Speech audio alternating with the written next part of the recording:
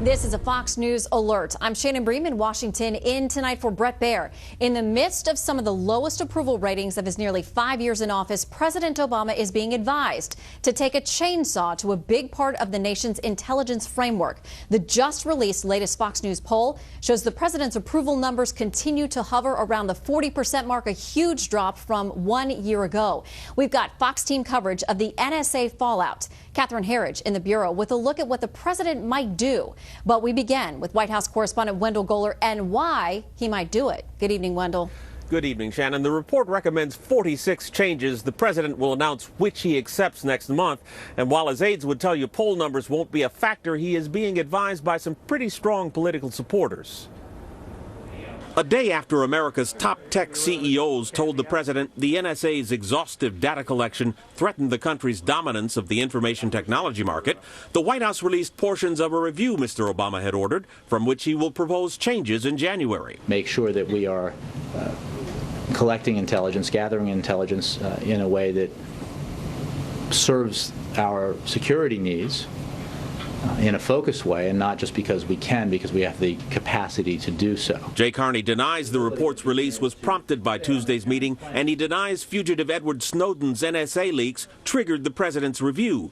But some critics worried this week that the administration is headed in a direction that will make the country less secure. I'm also concerned that we will see much more risk aversion from the administration to collecting the intelligence needed to protect the nation. The recommendations include ending the NSA's storage of Americans' phone records for as long as 5 years and barring the agency from asking companies to build backdoors into their software so the government can access encrypted communications. Cisco's earnings report last month blamed disappointing sales in emerging markets in part on the NSA leaks. And IBM's shareholders last week sued the company, saying it harmed investors by participating in NSA programs. AT&T and Verizon shareholders have demanded they disclose their participation. Some of the tech CEOs criticizing the administration have been vital to Mr. Obama's political fortunes, pumping nearly $8 million into his re-election bid, according to the Center for Responsive Politics. Meanwhile, his poll numbers continue to slide. In a Fox poll, a majority no longer believes he's a strong and decisive leader, and fewer people think he's honest and trustworthy than not. Press Secretary Jay Carney blames dysfunctional Washington, which he says is bad news for everyone here. And they've seen the government shut down. They've seen default threatened. They've seen a terrible rollout of a very important domestic policy initiative and the website. One series of recommendations would seem to be aimed directly at Edward Snowden. The report recommends classified information be shared only with people who need it, and the use of private for-profit companies to conduct background checks on government workers and contractors should be reduced or phased out altogether. Shannon? All right, Wendell Goler live from the White House. Thank you very much, Wendell. All right, let's look now at the practical effects of what the president might do with this information. Now, Chief Intelligence Correspondent Catherine Herridge joins us tonight. All right, Catherine, good evening. Thank you for joining us to break this down. Let's talk first about phone records, because there's a suggestion now that it would be the companies themselves who house these records. Well, based on the recommendations, what's being put forward is the idea that the NSA would no longer hold the phone records of Americans, but it would be held either by the phone companies or by a third party in the private sector. But there's a problem here because the former director of national intelligence, Dennis Blair, who's the intelligence chief, he told recently that in 2009 they went to the phone companies and asked them if they would hold these phone records, and they refused. So this idea that there's an easy fix to who's going to house these phone records is just simply not the case. All right, now what about the issue of essentially spying on foreign leaders? Are they going to make any changes? Are we going to make changes? How's this going to work? Well, the most controversial case has been the spying or surveillance on the German Chancellor Angela Merkel. And what's put forward today is that there would be a kind of balancing test. The intelligence community would ask itself, what's the national security interest, the economic interest, the diplomatic interest? But the problem here is that why are we going to sort of abrogate or give up this tool in the toolbox when we're not necessarily getting the same assurances from those governments as well? And there are also questions in these recommendations about privacy rights. I mean, we think about those as U.S. citizens, but we're now talking about foreign nationals, potentially. One of the more interesting recommendations is that they would take the 1974 Privacy Rights Act and extend it from U.S. citizens to non-U.S. citizens. The recommendations are, if there's a criticism, kind of vague. It doesn't indicate whether these are people overseas. But again, the question is, why would we extend these rights to non-U.S. citizens, especially when the National Security Agency's mandate is to collect foreign intelligence overseas? That's a good question. That's what the NSA is all about. Catherine, thank you. You're welcome. All right, President Obama is taking hits on the handling of his signature health care reform law. 59% of those surveyed in our Fox News polls disapprove of how he's doing on that front. Just 37% approve. 2/3 want the individual mandate, they say, delayed for a year, and fewer than 1 in 3 disagree. A vote of confidence tonight for the economy. The Federal Reserve says it will tighten its financial belt by starting to pull back its $85 billion a month pump up of the economy. The news comes amid a flurry of other mostly positive signs for the country's financial well-being. Here's correspondent Doug McElway.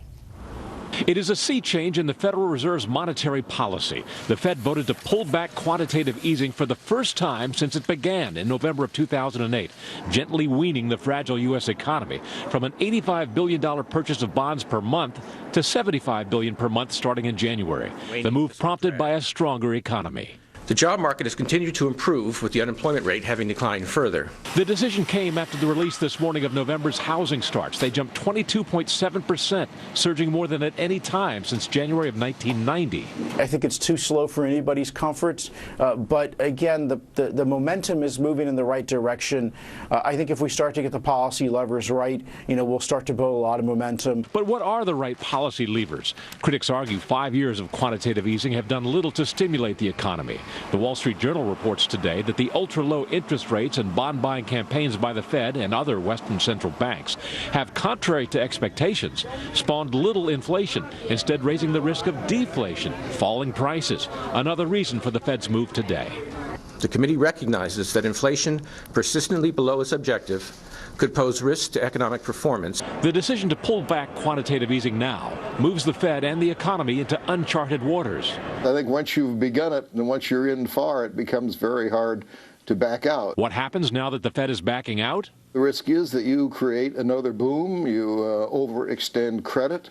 We have already, I'm quite certain, created a lot of interest rate risk in the entire financial system. Bernanke, who leaves his post as Fed chairman at the end of January to be replaced by Janet Yellen, the Fed's vice chair, indicated today's move is not inflexible. Further infusions or withdrawals of bond buying remain at hand. We intend to maintain a highly accommodative policy.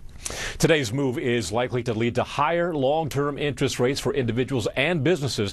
But to cushion the impact, the Fed left intact a key short-term interest rate to near 0%, and it plans to hold that rate well past the time when unemployment falls below 6.5%.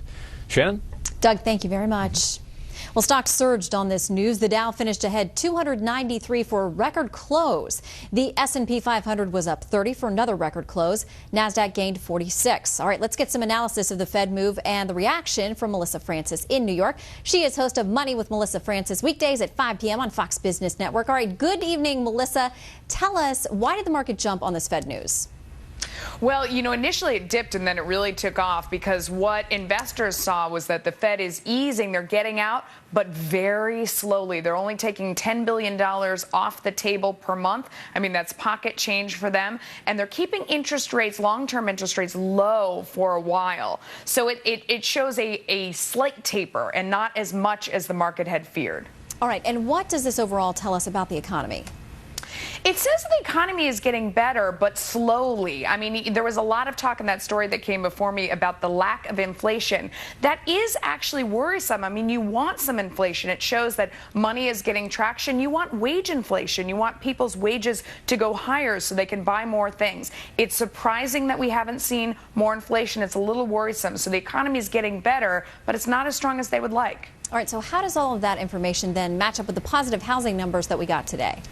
The housing starts were really positive. I mean, up 22% new home starts versus last month, especially single-family homes. We're at a 6.5-year high. It's really good. It means a lot of the inventory is moving through the market. The only downside is you have to wonder, is it another bubble created by the Fed and the low interest rates that they have put out there? That is a concern. All right, Melissa Francis, great to see you. Thank you. My pleasure. Up next, an international incident over a not very diplomatic strip search. But first, here's what some of our Fox affiliates are covering tonight. Fox 25 in Boston with the court appearance of that Harvard student accused of making the bomb threats that forced the evacuations of 4 buildings Monday. Police say he did it to get out of a final exam.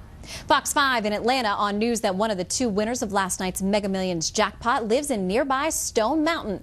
The woman will get half the prize of around $636 million. And this is a live look at foggy San Francisco. Tough to see there from our Fox affiliate KTVU. The big story there tonight, the other winning lottery ticket sold just down the road in San Jose. That's tonight's live look outside the Beltway from Special Reports. We'll be right back.